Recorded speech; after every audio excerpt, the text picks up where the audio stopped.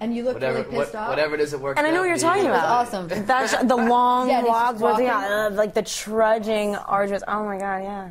That's so weird. It was a great moment. And it's after I saw my father cheating on ultimately, yeah. But I'm like with a walkie going, yeah, you just saw your father cheating. Oh God. Not the the usual way I would like to communicate with actors with respect and For a moment, you were Michael Bay. Oh yeah, totally. I mean, yeah. But without the big, Well, I also money behind the crane.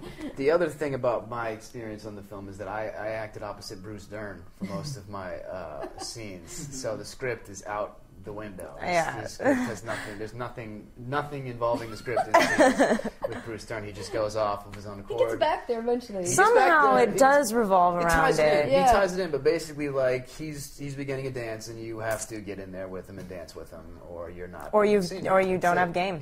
Yeah, exactly. Yep. There's some great things happen that way, but it's interesting because Bruce, has this very improvisational way, but then really did respond when it would be like, all right, we're losing. Let's get back to this, and he totally would, and so he was great.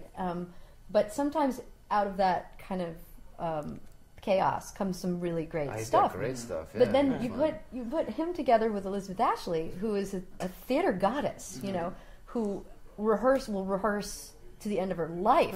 She will just and it will never get stale. She's just a consummate theater creature. The two of them are like, I won't rehearse. I have to rehearse. So I basically rehearse with Elizabeth as Easy. Like I'm playing his part some of the time, rehearsing with her, and then he would just not be there, and then we would roll. And I really love two shots. I like to see people behaving in the same frame, and it was always like, let take three work for both of them. She's getting in the swing, and he's starting to improvise. They were great together. But it was almost always the third or fourth take. Yeah, it was somewhere in there where they were both kind of clicking. Yeah, on all cylinders. And did you know that about Bruce when you? Yeah. Oh yeah. He announced it. Yeah. Before he arrived. Yeah. It's great though. Does he have a term for him? He calls them Dernsiisms? Yeah. Dernsies. Every now and then he would, through his verbal wanderings, come up with something that was just so priceless that was worth, all the time between, and they were coined as Dernsies. Yeah, that was a Dernsey. You're going to print that. You're printing it all. It's tape. I kind of felt those were happening during breakfast a lot. Yeah. Breakfast was all in Funny that you say that. Oh yeah. Oh no. The T-shirts were printed. Oh from yes, the breakfast. to cholesterol. That was him. That was one of my favorites. Shut up and eat your weenie. Yeah, there was a scene that's in there now, but we cut the line out where the scene escalated into a fight. At which point Bruce said, "Sit down and eat your weenie," and it became the T-shirt. Yeah, that was the new catchphrase. You have a Dernsey if you end up on the T-shirt. Yeah. So did you guys get advice from the senior circuit?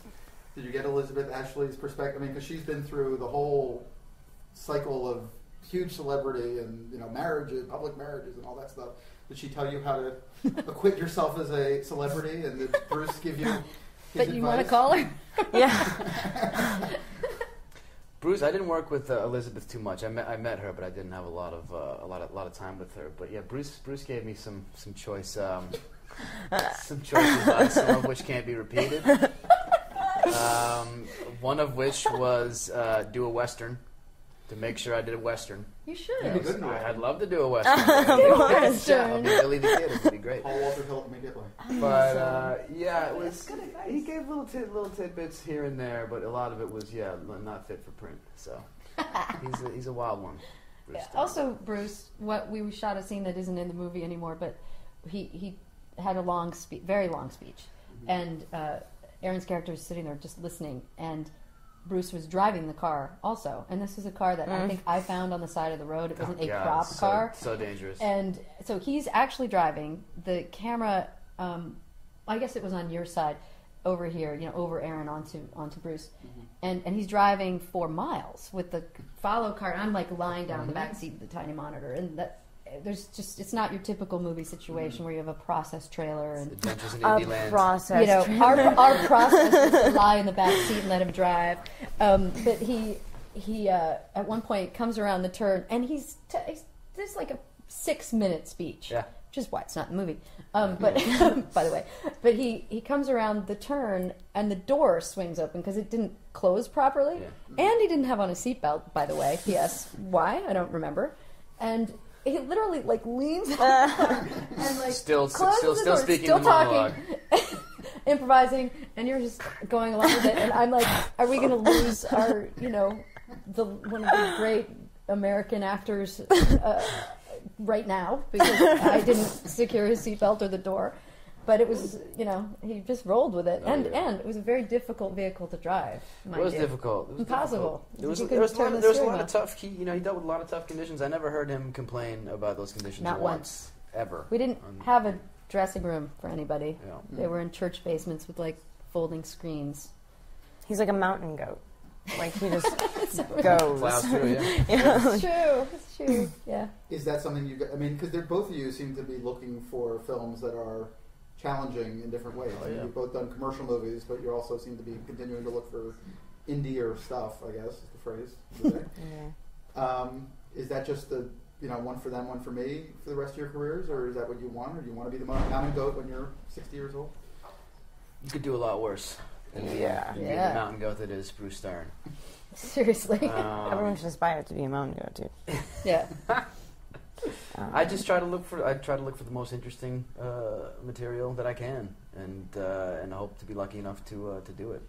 That's as far as my game plan goes. Yeah, I would never, if I started actually breaking it down, like my choices in terms of one for them, one for me. I would never do one for. Just because you do a studio movie doesn't mean that it's not something that you love. Mm-hmm. I mean, like it's It's just you love it and you get paid. Yeah, it's sweet.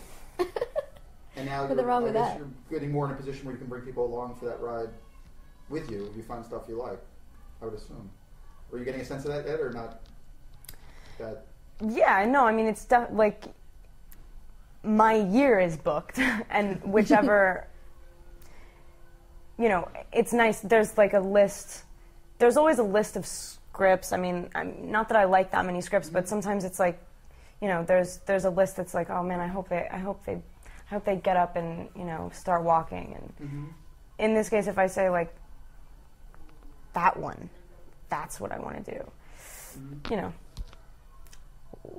Fuck, I sound like a fucking. But like it is nice that it's weird to think that because of this, it makes sense. People know you, whatever. You've been in a successful movie, so of course, like if there's a small movie that you want to do, that's going to be easier. But it's been such a fight to do things that you love, and it's so depressing to see things just fall right on their faces and be like, it's just never going to happen, and you're going to get too old, and that's it, and you're so it's much less depressing to be an actor now.